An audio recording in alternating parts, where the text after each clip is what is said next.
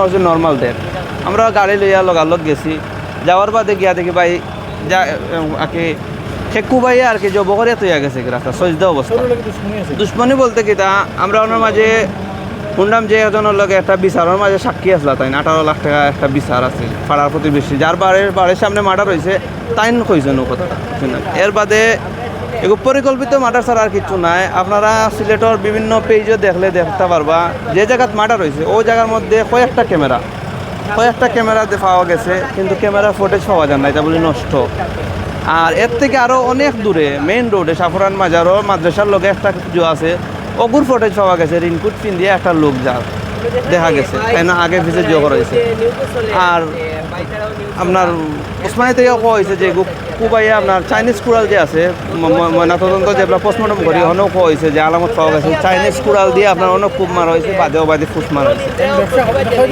তাই আপনার 2018 সালে গেছে প্রথমে বাসা আছে বাড়া, নিজস্ব বাসা কিনিয়া 2 তলা ফাউন্ডেশন দিয়ে বাসা বানাইয়া তারপরে প্লাস অনেক ব্যবসা করতে লগে আইফোন আছিল, টাকা 10,000 আছিল, গড়ি আছিল, লাইট আছিল, তা কিচ্ছু নিছে না, আগলস মারিয়া ফেলাইয়া তুইয়া গেছে অতটুকু পর্যন্ত আমরা এখন।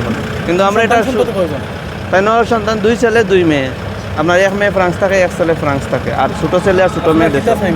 আমরা সুষ্ঠু বিচার চাই বা তদন্ত চাই, কেন মারিয়া নিল আমরা খুনের বদলাই থেকে তো ফোন করতাম পারতাম না, কিন্তু ফাঁসি চাই আমরা বিয়ানীবাজার পাশে সব পুরা বিয়ানীবাজার পাশে একটা আওয়াজ দিতে হইব। ওখানে সাফরান ও লাগাই কয়েকটা ঘটনা ঘটে আছে বিয়ানীবাজার সারখাইলি, বেশিরভাগ আমরা সারখাইল মানুষ কিন্তু এনে তাকরা ওই যে ত্রিপুল একটা মার্ডার হয়েছে ওটাও কিন্তু বিয়ানীবাজারও আমরা বৃদ্ধ একজন আঙ্কেল আন্টি মারা গেছেন, তাইও কিন্তু আমরা বিয়ানীবাজার একজন ব্যবসায়ী, আমরা খালি ইদানি খালি বিয়ানীবাজার উপরে জুলুম হইয়া যার ওটা আমরা সুষ্ঠু বিচার চাই। আরও সিসি ক্যামেরা ফুটেজগুলো তা ফাইলিলে আপনার আসামি পাইলে বজেলা ত্রিপুল মার্ডারও প্রথমে কিচ্ছু পাইছে না, পরে সিসি ক্যামেরার পরে কিন্তু সকলতা পাইছেন। এখনও পর্যন্ত যেটা দিয়ে মারছে ওগুলো পুলিশে উদ্ধার করতে পারছেন, এমনকি যে জায়গাটার মধ্যে লাশটা তুলিয়া নিছে ওই জায়গাটার মধ্যে এখন মধ্যে আলামত পর্যন্ত উদ্ধার করছে না, ওলা রক্ত পাইয়া গেছে বৃষ্টির মেঘর পানিয়ে।